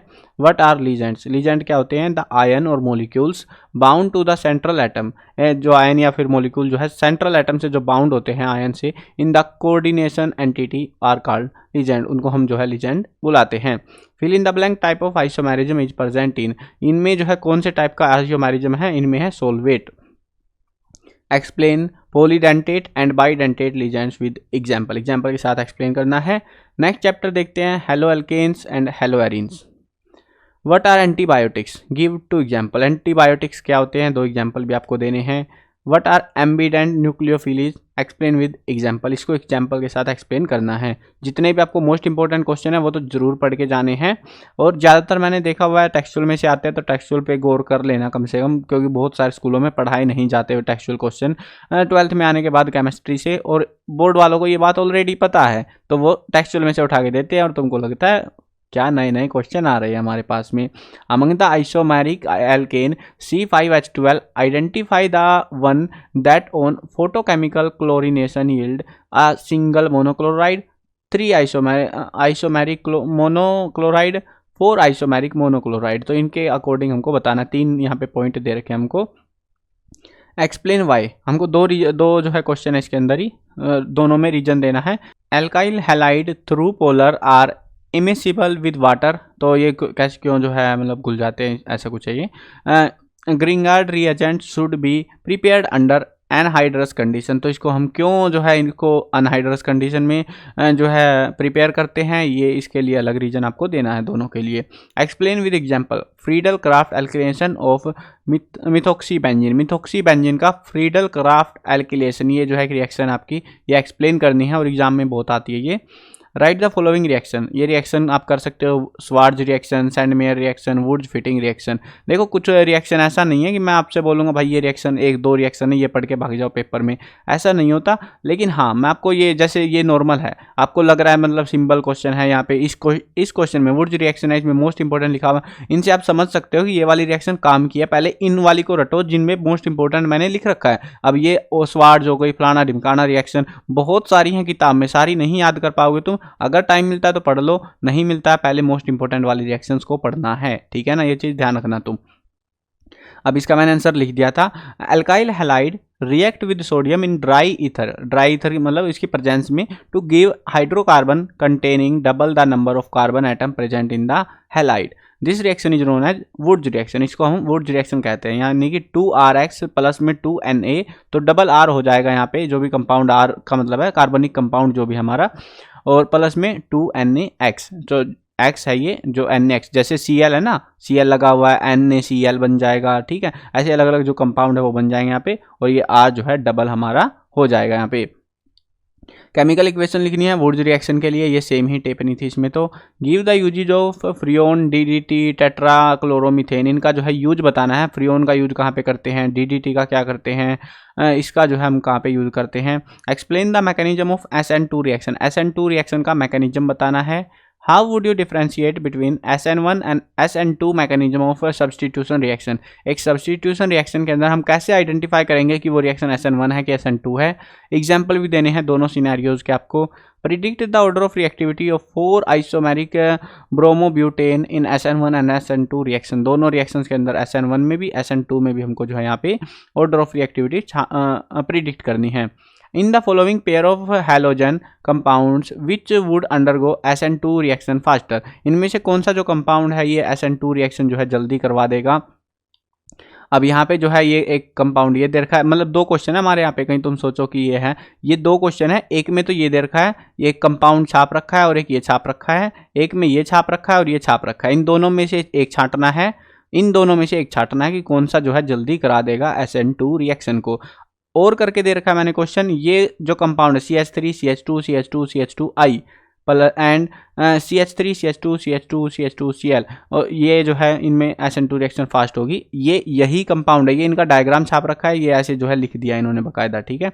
अब यहाँ पे दोनों का देख लो, ए में जो है, अरे डायग्राम लगाना ही भूल गया क्या मैं, शायद आई थिंक ये वाला था हमारा, इज प्राइमरी, अच्छा ओ सॉरी यहाँ पे ए क्योंकि हम लिख नहीं पाए ना, इसमें ए बी इस तरीके से लिखा, ये वाला है हमारा ए, ये वाला रहेगा बी, ठीक है। A is primary halide and therefore undergoes SN2 reaction faster, ये एक प्राइमरी हैलाइड है हमारा और इसलिए ये रिएक्शन को तेज करेगा। दूसरे वाले केस में देखो, दूसरे वाले केस में आयोडीन वाला है, ए ब्रैकेट में डाल रखा है मैंने कि ए वाला बी वाला, ठीक है, समझ लेना कम से कम।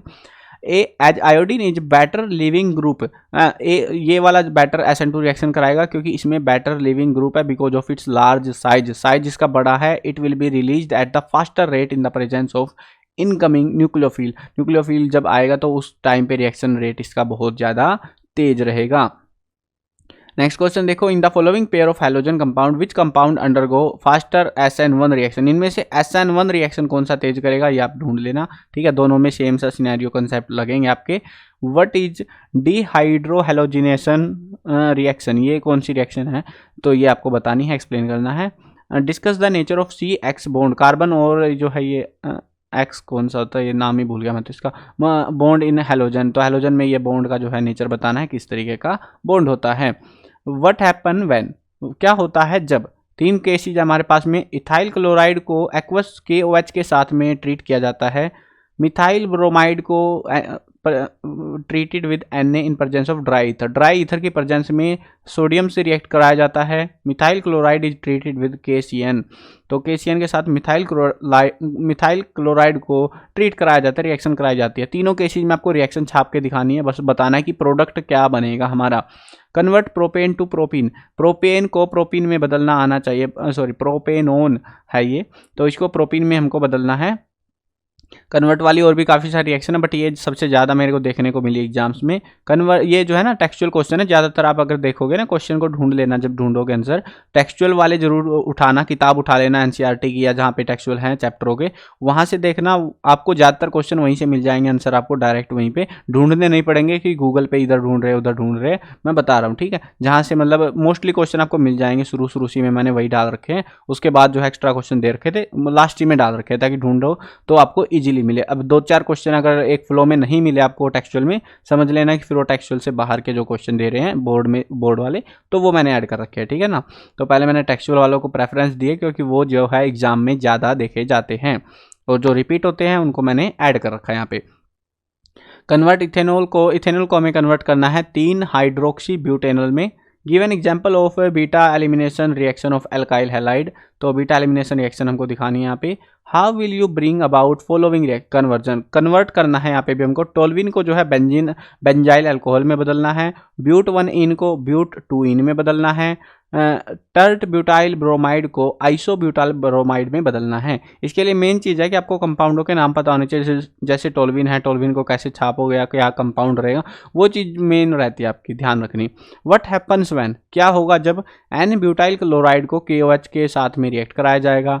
ब्रोमोबेंजीन को जो है मैग्नीशियम की प्रेजेंस में, मैग्नीशियम के साथ रिएक्ट कराया जाएगा प्रेजेंस ऑफ ड्राई ईथर की प्रेजेंस में।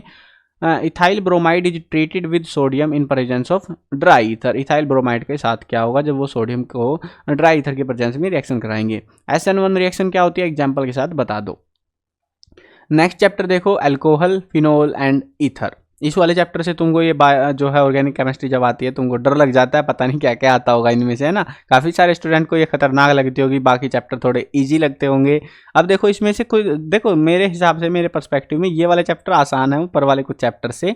अब आप लोग क्या करते हो, आप लोग पूरा रटते रहते हो, ये लो रट लो, इतनी सारी रिएक्शन है, इतने सारे नाम है, दिमाग खराब हो जाता है फालतू फंड में, है ना। वो सबसे बड़ा चक्कर है। आपको क्या करना है, पहले तो IUPAC वाला कंसेप्ट जरूर करना, हर एक चैप्टर में मिलेगा आपको, ठीक है। तो ये IUPAC नेम इनके बना के देख लेना आपको, और आपको पता होगा कि कितने कार्बन क्या है और उनको जोड़ के, ये वाला मोस्ट इंपॉर्टेंट है हमारे, ये कई बार देखा जा चुका है एग्जाम में, diagram. Although chlorine is an electron withdrawing group, chlorine जो है कि इलेक्ट्रॉन विड्रॉइंग ग्रुप है, पता है आपको ऑलरेडी।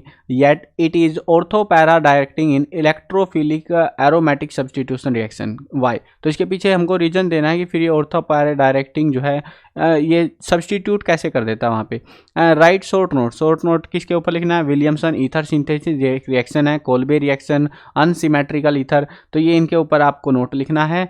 कोल्बे रिएक्शन काफ़ी इंपॉर्टेंट है, इसको अच्छे से करके जाना है। रीमर टीमर रिएक्शन भी इंपॉर्टेंट है एग्जाम्पल के साथ में, ठीक है। एग्जाम्पल का मतलब है आपको रिएक्शन करके दिखाने, पहले तो आपको बताना है कि फलाना ढिमकाना कंपाउंड इसके साथ रिएक्ट करे, लिखना है वो, ठीक है। वो छापना नहीं है, वो लिखने वाली लाइनें लिखनी है वो, कि ये कंपाउंड इसके साथ इसकी प्रेजेंस में रिएक्ट करेगा और ये हमारा प्रोडक्ट बनेगा। उसके बाद एक रिएक्शन आपको करके दिखानी रहती है, ठीक है। ये इस तरीके से कंप्लीट होता है, 2 से 3 नंबर की आती है एक रिएक्शन आपकी।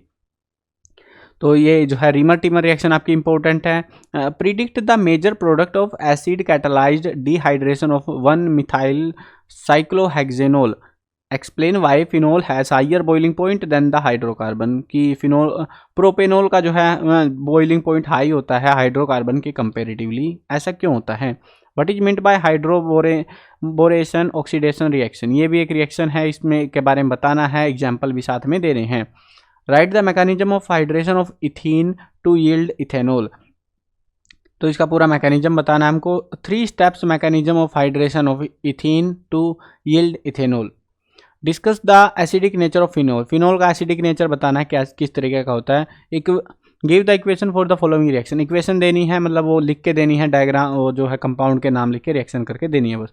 Bromine in CH2 with phenol, phenol के साथ रिएक्शन करानी है। Dilute HNO3 with phenol. How would you convert the following, हमको जो है यहाँ पे कन्वर्जन करना है प्रोपीन को प्रोपेन टू ओल के अंदर, बेंजाइल क्लोराइड को बेंजाइल अल्कोहल के अंदर। देखो ये इतना मुश्किल नहीं होता, आपको बस पता होना चाहिए कौन सा कंपाउंड डालना है, कहाँ पे यूज करना है। और ये ज़्यादातर जो नाम वाली रिएक्शन होती है उनमें भी मिल जाते हैं आपको, 2-4 जो नाम वाली रिएक्शन है उनमें से ही होते हैं ज़्यादातर ये चीज़ें। Write the mechanism of acid dehydration of ethanol to yield ethene. तो मैकेनिज्म बताना है, ये शायद एक बार हो रहा था ना ऊपर। Name the reagent used in oxidation of primary alcohol to carboxylic acid. Name the reagent used, यहाँ पे एक नंबर के क्वेश्चन है, ये रिएजेंट का नाम बताना है बस, जिससे प्राइमरी अल्कोहल को हम कार्बोलिक एसिड में बदल देते हैं। यहाँ पे भी सेम है, अल्कोहल को एल्डिहाइड में बदलने के लिए कौन सा रिएजेंट यूज किया जाता है। Give reaction for the higher boiling point of ethanol in comparison of methoxymethane. Methoxymethane के कंपैरिजन में बताना है। Write the mechanism of reaction of HI with the methoxymethane. Methoxymethane के से जो है रिएक्शन कराई जाएगी, तो मैकेनिज्म बताना है इसका पूरा। Name any 2 test to distinguish alcohol and phenol. Phenol और अल्कोहल को अलग पहचानने के लिए आपके सामने 2 कंपाउंड रख दिए, तो आप 2 टेस्ट ऐसे बताने जिससे आपको पता लग पाए कि ये अल्कोहल है और ये फिनोल है। P nitrophenol is more acidic then phenol, explain why. तो ये जो है एक ग्रुप लग जाता है इनके आगे, और ज़्यादातर ये ज़्यादा एसिडिक ही मिलते हैं। ऑप्शन MCQ टाइप में भी मिलेंगे ऐसे क्वेश्चन आपको, तो जिनके अंदर P, C, B जो भी लगा हो आगे डैश करके, तो समझ लेना वो ज़्यादा एसिडिक कंपाउंड है हमारा, ठीक है। तो ये जो है ज़्यादा एसिडिक है फिनोल के कंपेरेटिवली। रीजन देना है ऐसा क्यों होता है। प्राइमरी, सेकेंडरी, टर्सरी अल्कोहल के बारे में एक्सप्लेन करना है क्या होते हैं।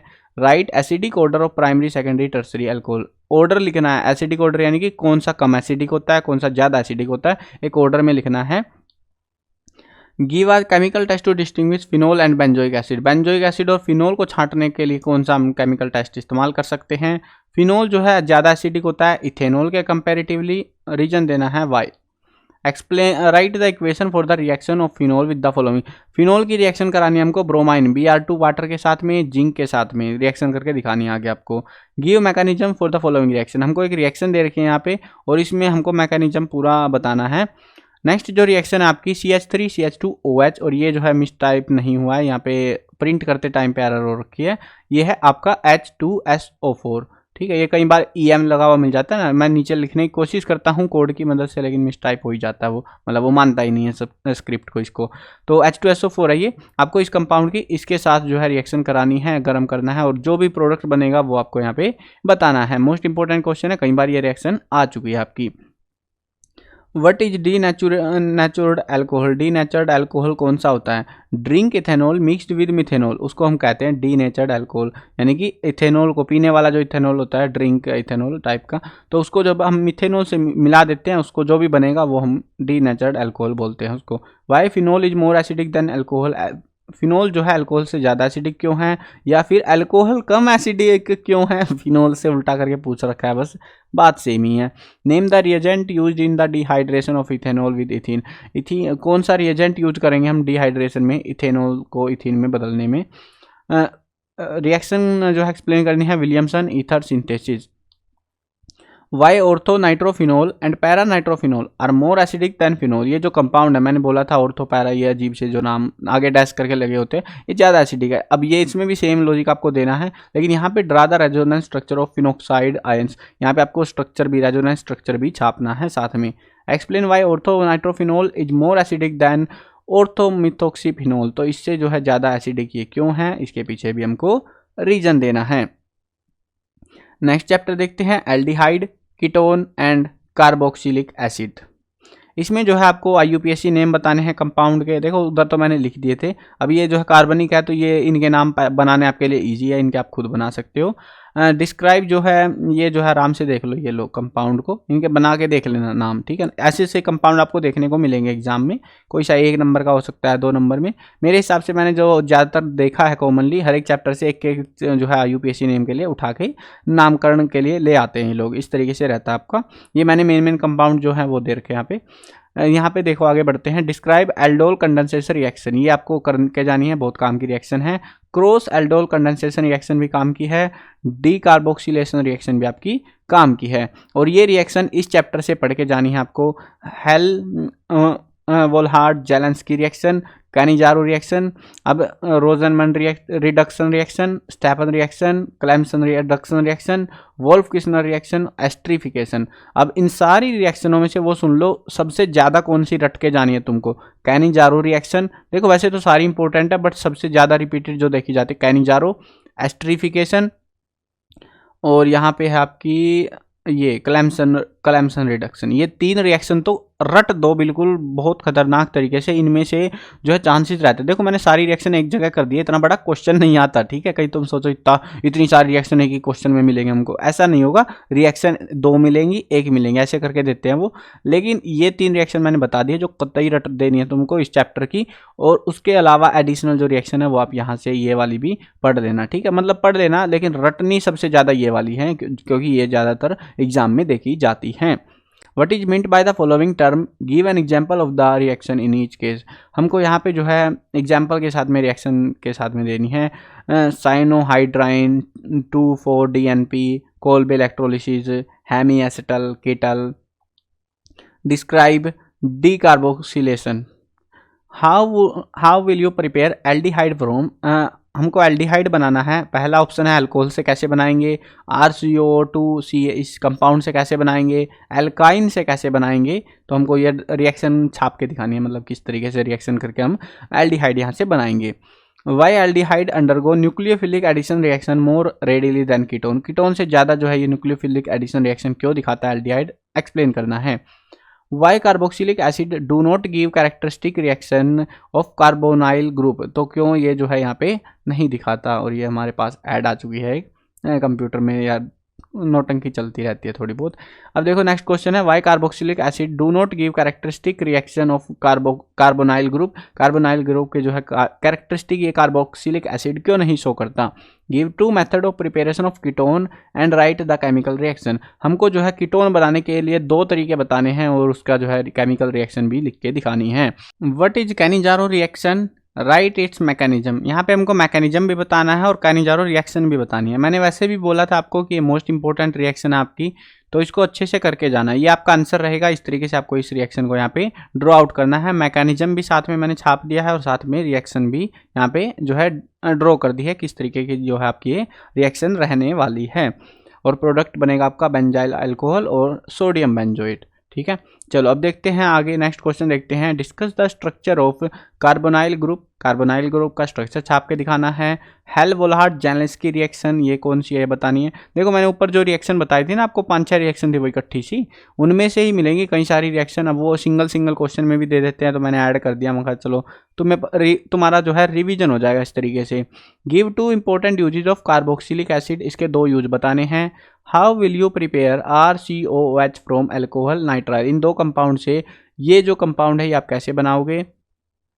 ड्रा स्ट्रक्चर ऑफ 4-ऑक्सोपेंटेनल, इसका जो है स्ट्रक्चर छाप के दिखाना आपको। कन्वर्ट करना है बेंजीन को एसिटिफिनोल में, बेंजाल्डिहाइड में और बेंजोफिनोन में, फिनोवन में। तो इसमें जो है आपको 3 में कन्वर्ट करना है और ये इंपॉर्टेंट रिएक्शंस आपकी तीनों। Convert compare the acidic strength of the following, 3 compound दे रखे हैं, एसिडिक स्ट्रेंथ छांटनी हमको किसकी ज़्यादा है और किसकी कम है। ड्रा स्ट्रक्चर ऑफ साइक्लोप्रोपेनोन ऑक्साइम, तो इसका जो आपको स्ट्रक्चर छाप के दिखाना है। How will you bring about following conversion, ये जो कन्वर्जन है ये आप कैसे करोगे, कौन कौन से। बेंजोइक एसिड को हमें बदलना है M नाइट्रोबेंजाइल अल्कोहल में, बेंजाल्डिहाइड को बेंजोफिनोन में और बेंजोइक एसिड को बेंजेअमाइड में। तो इनमें कन्वर्जन करके दिखाना है हमको। Give a simple chemical test to distinguish between benzaldehyde and acetophenone, तो इसको जो है हमको मतलब टेस्ट बताना है, कोई भी सिंपल सा टेस्ट जिससे हम इनको दोनों को कंपेयर कर पाए कि ये हमारा बेंजाल्डिहाइड है और ये हमारा एसिटोफिनोन है। Out of benzoic acid and phenyl acetic acid which is stronger acid and why, इनमें से कौन सा स्ट्रोंगर एसिड है और क्यों है। नेक्स्ट क्वेश्चन देखते हैं। एन ऑर्गेनिक कंपाउंड, एक कंपाउंड है हमारा A जिसका मोलिकुलर फार्मूला दे रखा है इन्होंने C8H6O2 was hydrolyzed with the diluted H2SO4 to give a carboxylic acid B, एक कंपाउंड और बना के देती है जो कि है B and an alcohol C। और फिर C oxidation of C with the chromide acid produce B. तो जब हम इसकी क्रोमाइड एसिड से क्रोमिक एसिड से रिएक्शन कराते हैं तो प्रोडक्ट वापस से बी बन जाता है। और C on the dehydration gives but 1 ene, और ये जो प्रोडक्ट बनेगा सी वाला ये हमारा but 1 ene. Write equation for the reaction involve, इसमें पूरी रिएक्शन छाप के दिखानी है किस तरीके से जो आपकी रिएक्शन रहेगी। Cyclohexanone forms cyanohydrin in good yield but 2,2,6 trimethyl cyclohexanone does not. ये जो कंपाउंड है ये नहीं करता है जबकि ये वाला कंपाउंड करता है, क्यों? ऐसा रीजन देना है हमको। Explain the mechanism of nucleophilic addition reaction of aldehyde and ketone, इन दोनों का जो है न्यूक्लियोफिलिक एडिशन रिएक्शन का मैकेनिज्म देना है। Give mechanism for the nucleophilic addition reaction of HCN with propanone, तो इसका भी हमको मैकेनिज्म छापना है, यहाँ पे ड्रॉ करना है। Describe the effect of substituent on the acidity of carboxylic acid, यहाँ पे हमको जो है इफेक्ट बताना है सब्सटीट्यूएंट का। Draw structure of 3 hydroxy butanal, तो इसका जो है स्ट्रक्चर छापना है। टोलन रिएजेंट जिसको हम बेसिकली जानते हैं उसका नाम क्या है वो पूछ रहे हैं, तो वो है हमारा ammoniacal silver nitrate solution. Convert करना है यहाँ पे फॉलोइंग कंपाउंड को, इथेनल को जो है इन कंपाउंड में बदलना है, इथेनल को इथेनल टू ब्यूटेन 1,3 डाइओल, और इथेन को बदलना है ब्यूट 2 इनल में, इथेन को बदलना है ब्यूट 2 इनोइक एसिड में। कन्वर्ट इथेनॉल टू ब्यूट 2 इनल में, यहाँ पे मतलब यही वाला है। देखो ये इस तरीके से सिंगल रिएक्शन भी पूछ लेते हैं, अगर आप अच्छे से क्वेश्चन करके जाओगे कम क्वेश्चन भी हो जाएंगे। और मैंने बता दिया है काफ़ी सारे क्वेश्चन आपको लगभग 40 to 60% जो क्वेश्चन है इनमें वो टेक्सचुअल वाले मिलेंगे, क्योंकि एग्जाम में भी वही आते हैं। और अगर आप डायरेक्ट टेक्सचुअल वाले पढ़ के जाओगे, इंपॉर्टेंट क्वेश्चन करोगे, तो आपको जो है कहीं से कोई दिक्कत नहीं आएगी, लगभग पूरा पेपर इनमें से ही देखने को मिलेगा। हाँ, ये बात जरूर है कि आपको चैप्टर का कंसेप्ट पता होना चाहिए, कंसेप्ट नहीं पता तो ना टेक्सचुअल होंगे आपसे ना इंपॉर्टेंट होंगे, कोई सा नहीं होने वाला फिर तो। चलो अब ये देखते हैं, write the product of the following, यहाँ पे हमको इसका प्रोडक्ट बनाना है, इसमें से क्या जो है प्रोडक्ट बनेगा, इसका जो है हमारा क्या प्रोडक्ट बनेगा। तो प्रोडक्ट बना के जो हमको यहाँ पे लिखना है। दोनों इंपॉर्टेंट रिएक्शन है ये वाली। नेक्स्ट चैप्टर देखते हैं एमीन वाला, 9th chapter. Aliphatic amine stronger base than aromatic amine, explain करना है क्यों। क्रिस्टलाइन सॉलिड क्या होते हैं, 2 एग्जाम्पल भी देने हैं साथ में। Write down the Gattermann reaction and why this reaction preferred over Sandmeyer reaction, तो गटरमैन रिएक्शन क्या होती है और इसको जो है सैंडमेयर रिएक्शन की बजाय इसको क्यों प्रेफर करते हैं हम लोग। Give chemical equation for the following, इसके लिए हमको इक्वेशन देनी है, मतलब रिएक्शन किस तरीके से क्या प्रोडक्ट बनेंगे गटरमैन रिएक्शन के लिए, अमोनोलिसिस के लिए। शॉर्ट नोट लिखना है कार्बाइलामाइन रिएक्शन के ऊपर। Aromatic primary amine can not be prepared by the Gabriel phthalimide reaction, explain करना है इसको भी। होफमैन ब्रोमाइड डिग्रेडेशन रिएक्शन को बताना है। यहाँ पे अरेंज करना है डिक्रीजिंग ऑर्डर में बेसिक स्ट्रेंथ के अकॉर्डिंग। यहाँ पे हमारे पास 4 कंपाउंड है, तो ये जो है हमारा ऑर्डर रहेगा इस तरीके से, ठीक है। ये आप आराम से देख सकते हो, ये चीज़ें कंसेप्ट आपको पता होना चाहिए तभी आप इनको थोड़ा अरेंज कर पाओगे। Why diazonium salt of aromatic amine are more stable than aliphatic amine, तो ऐसा क्यों होता है वो रीजन देना है। डायाजोटिसेशन रिएक्शन, ये कौन सी रिएक्शन है ये बताना है। Primary secondary and tertiary amine differentiated bye, तो एक टेस्ट का नाम बताना है जिससे एमीन को डिफ्रेंशिएट कर सकते हैं। ये 1 केमिकल टेस्ट, एक केमिकल टेस्ट बताना है सेकेंडरी और टर्सरी एमीन को छांटने के लिए, जो यहाँ पे लिखोगे वही यहाँ पे भी टेप देना। Distinguish between aniline and benzyl amine with the help of chemical test, इनको जो है अलग अलग मतलब पहचानना है, केमिकल टेस्ट बता दो इनके लिए, दोनों के लिए। गिव 1 केमिकल टेस्ट, इसके लिए है एनिलीन और एन मिथाइल एनिलीन के लिए, इनको कैसे आइडेंटिफाई करेंगे। Why ethyl amine is soluble in water whereas aniline is not, इसके पीछे रीजन देना है कि वो वाटर में सोल्यूबल क्यों नहीं है।